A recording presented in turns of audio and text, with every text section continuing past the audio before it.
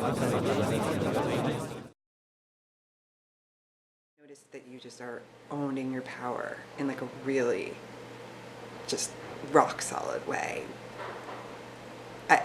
We talked a little bit earlier about maybe why that is, but could you talk about what that like process was like for you? I guess I would call that worthiness. Mm-hmm. You know, Totally. I think that anyone who says they don't struggle with worthiness is just not conscious. Like, I think we all struggle with worthiness. I mean, I noticed the other day, I was talking to a friend about how when I'm like in a conversation with someone or I'm visiting someone, I will always be like, okay, I have to go now. I'm gonna go. Like, I'm always trying to get out. And I realize that what that's about is like this constant feeling I have that I'm like overstaying my welcome.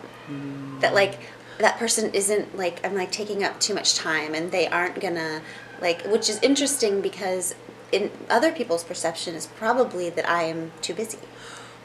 Right? Right. So it's just so interesting. It's like this insecure, I don't know. And I realize that comes down to worthiness. Am I worthy of your time? Am I worthy of your attention? Am I worthy of your whatever? So I would say, of course, I still struggle with worthiness. I mean, I think what that process looks like is my favorite way, I think, when you can tell when people are starting to actually feel that they're worthy. You know, I always say I am confident because I'm a child of God, and I'm kind because everyone else is too.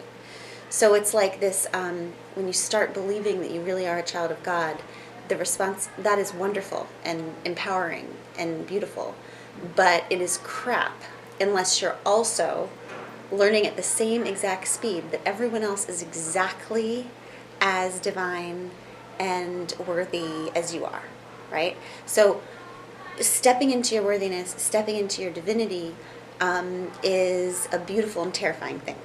Because if you're going to treat yourself as a child of God, that means you damn well better be treating everyone else as children of God too. So I don't trust anybody who's brave but not kind. Because it seems to me that they probably have only gotten half the equation, right? Like they get their importance, but they're not respecting the holiness of everyone else. So I think it's an and both.